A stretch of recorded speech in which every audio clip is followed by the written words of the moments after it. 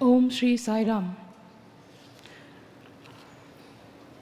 With humility, reverence, and gratitude, I offer my loving pranams at the lotus feet of Divinity Incarnate, Lord Sri Satya Sai.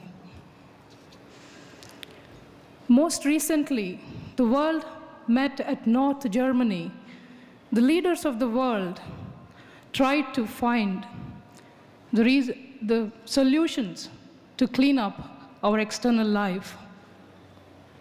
The world meets here again today at the lotus feet to find out how to clean from within. Swami says, mankind is in need of postulates for the conduct of everyday existence. The need for this is far more superior or pressing than the hunger for scientific knowledge. If law of causation is guiding rule of science, then law of categorical imperative, that is dictates of duty, is the guiding rule of life, he says. Here, intelligence has to be replaced by character, and love for science by love for God. It is our common sense understanding that there are regions of human spirit untrammeled by the world of physics. In the great works of art and literature, in the yearning for God, soul travels upwards, trying to find the fulfillment of something which is implanted in its own nature. And the sanction for this discovery proceeds from a greater power than itself, that is supreme consciousness.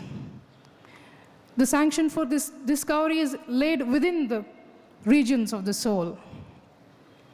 And that supreme consciousness is termed as the ultimate truth, or Brahman, as described in the Vedic and Upanishadic terms. And this center of all things has made us understand that we are not alone living our desperate lives on this lonely planet in an indifferent universe. The center always held us. We were always at the center of things. And this is also like the God and his creation, the creator and his creation, Bhagwan and his devotees. It is also our common sense understanding that there are regions of individual consciousness which is like a fine texture of this soul, which we feel, which talks to us, which whispers, which guides us, but we find it hard to lay our finger on and touch it. This is the fundamental contradiction we have. This is also the best evolutionary lever, accessing the inaccessible. If we look into the human history, for 2,000 years or so, we were going very well until we got derailed when we assassinated Socrates, the thinker or the philosopher of the Greece, who talked about soul and inner life in the year 399 before the Dark Era. We seem to have ventured external life instead of going inward.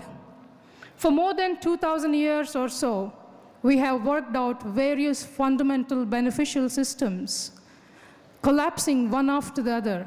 Once again, instead of going inside, we seem to have ventured external world.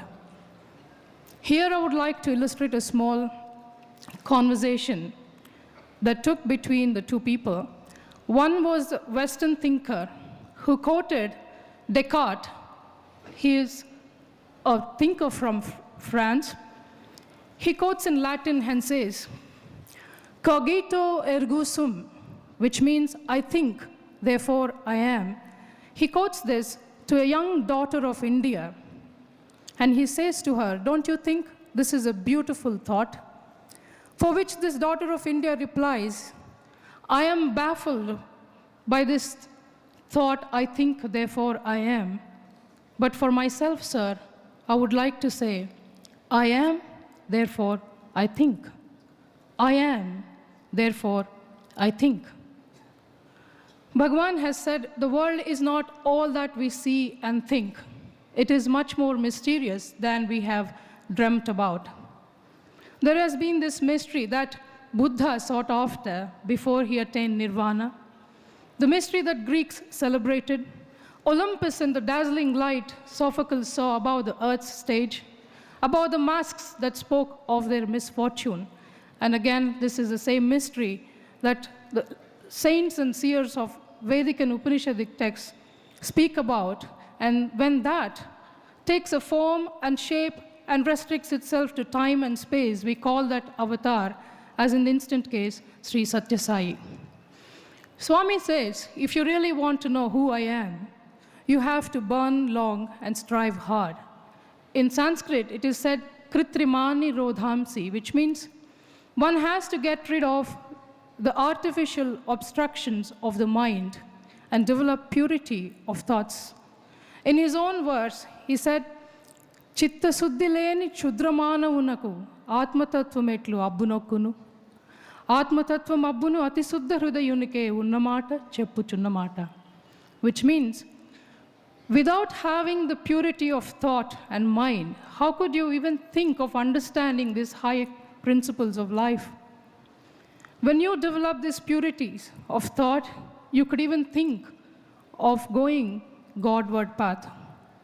There are verses in also Rig Veda, various verses. One such is referred to Lord Agni. It says, O Agni, let there be created in me correct thoughts, which again spring from thee. Here, we are asking the God himself to give us the right thinking. Dear brothers and sisters, going Godward path is not as easy, as simple as we talk here. It is a continuous process of learning and understanding the gross and the subtle, going from immanent to the transcendent, understanding Satyam, Sivam, Sundaram, truth, beauty, goodness, SSS, as SSS, Sri Satya Sai.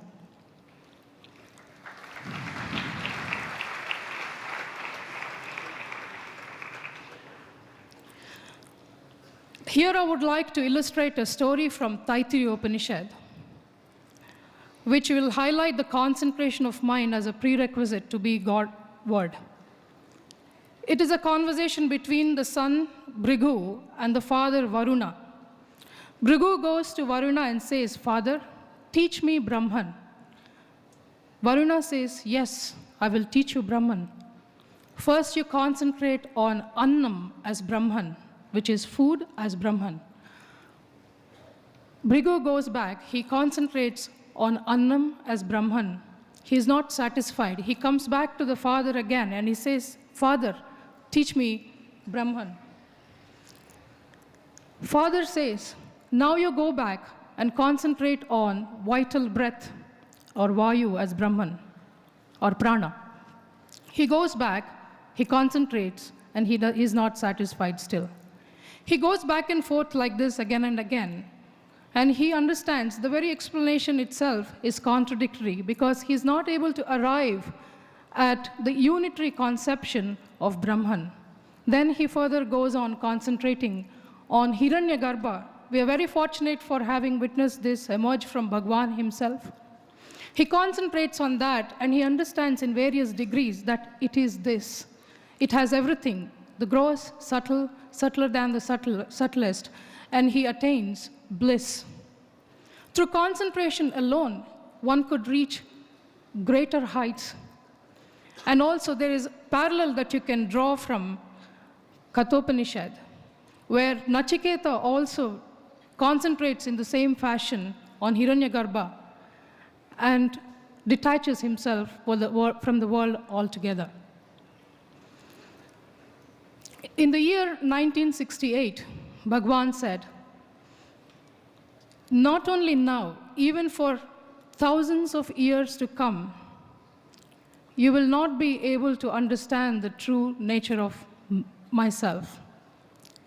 Year 1960 is important because that was during First World Conference. Not only now, even for thousands of years to come, you will not be able to understand the true nature of this reality. I'm reminded of a verse from Kenopanishad, Yasya matam tasya matam, matam yasya vedasam, avijnata vijanatam vignata vijanatam, meaning the reality, Satyam, is neither known nor unknown. It is known to very few and unknown to the learned. We must be very fortunate, at least we have had the glimpses of this truth through our experiences. Our hearts have been comprehending these truths. And if you were to ask, what does he really want? He wants nothing. He is the giver. He wants nothing but that what wants. He is simplicity par excellence, simple state par excellence. You may ask the question, what does his silence mean? His silence does not mean inactivity, because there is nothing inactive in his creation.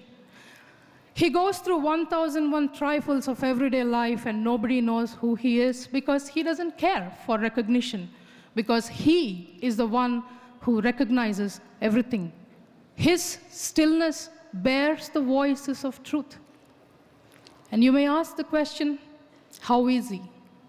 He is elusive truth, totally unpredictable.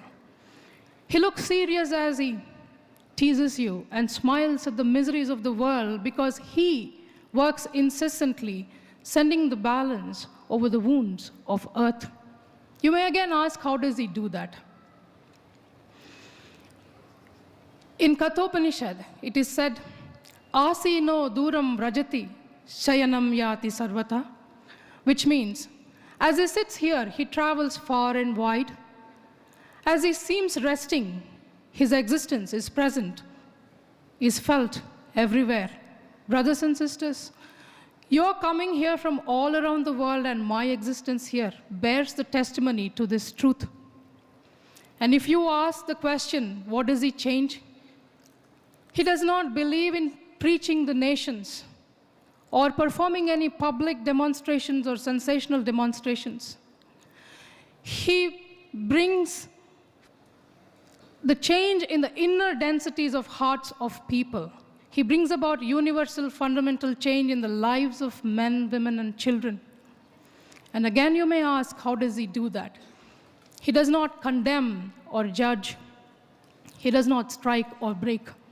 He tries to release the same particle of truth present in every being, every element, everything. Because his power is from truth to truth, from matter to matter, and his vision embraces everything. Then you may ask the question, where is his field of action? All is his field of action. Through infinitesimal, he acts on the whole. In infinitesimal, he deciphers the whole. All over the world, he contacts his own body. In his own words, Bhagwan said, I would like to quote his verse in Telugu. Chukkalanniyu Brahma, Suryundadi Brahma, Chandrudu Brahma, Jalamu Brahma, Swargamannanu Brahma, Valabhyamadi Brahma, Talliyu Brahma, Tandriyu Brahma, Bhagyavantamu Brahma, Valabhyamadi Brahma, Jeevarasalu Brahma, Jeevi Brahma, Puttinchinadi Brahma, Poshinchinadi Brahma, Gittinchinadi Brahma, Grihini Brahma, Kalamu Brahma, Sarvamu Brahma. Sarvamu Brahma, Ee Srushti Brahma, Ee Sabayu Brahma, Satyamu Cheppu Sai Brahma. I'm sorry if I mixed up the lines. It means everything is Brahman. Truth is Brahman. Sun, the star, moon, the one that creates, the one that destroys. Puttinchinadi Brahma, Gittinchinadi Brahma, Grihini Brahma. The lady of the house is also Brahman.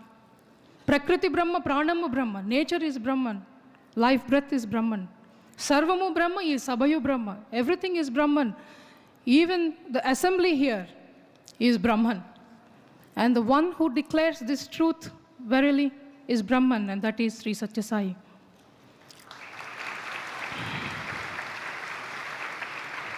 This oneness is neither an addition nor subtraction to the microscopic. Neither is eternity, number of years ad infinitum, nor immensity, number of miles plus one. When this is the case, isn't it foolish for us to think that all this rare fabric of creation is out of a mere chance, when all the skills of science put together, we are unable to make even an oyster? Brothers and sisters, if we were to imagine this whole creation as a giant being, the purpose being truth, beauty, and goodness, the world is a movement for the realization of these values. And if this is the final cause, matter is the material cause, structure is the formal cause, and Bhagwan, God himself, is efficient cause. When you put mind over matter, the ultimate result is only spirituality. The purpose of this avatar is to build character and build values into our lives.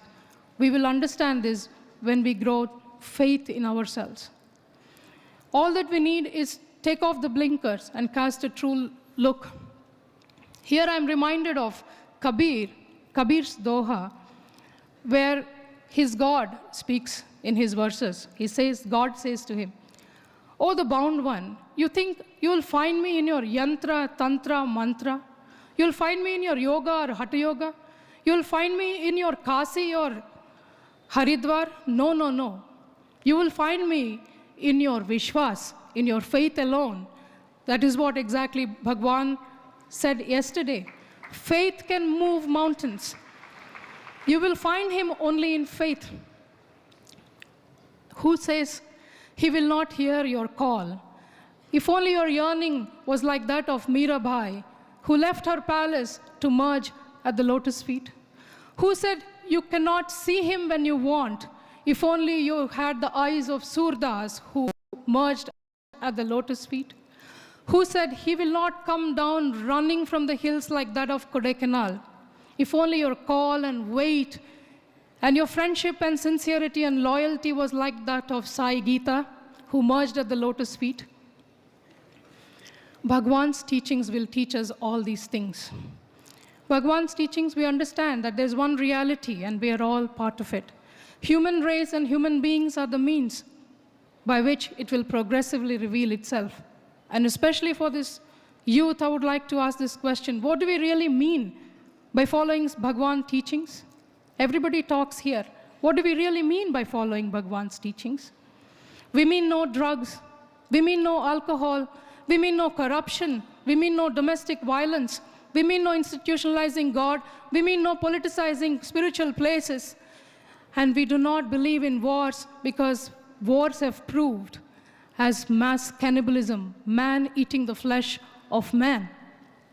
And we do not believe in breaking down the walls of churches or temples or mosques. We rather believe in building Sarvadharma stupas around the world, incorporating all the values, Satya, Dharma, Shanti, Prema, and Ahimsa. Because we do not believe in any isms. Because Bhagwan says there is only one caste, and that is of humanity. And one religion, which is of selfless nature.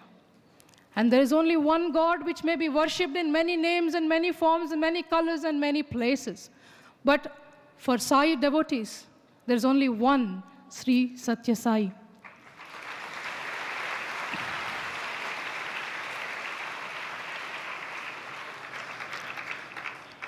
By his grace and love and blessings, I am sure as the architects of tomorrow, we will be able to walk any number of winds. We will be able to cross any number of bridges. And deep in my heart, I do believe we shall overcome. And finally, I offer this as my prayer at the lotus feet. I take pride in calling myself the alumni student of Sri Satya Sai Institute of Higher Learning then, and Sri Satya Sai University now, of Anantapur campus. And I offer, on behalf of all the people present here, a humble prayer and an offering. Swami, we are very grateful to you for our lives because you are in our lives. And you are very, very, very precious to us, Swami. Jai Sai Ram.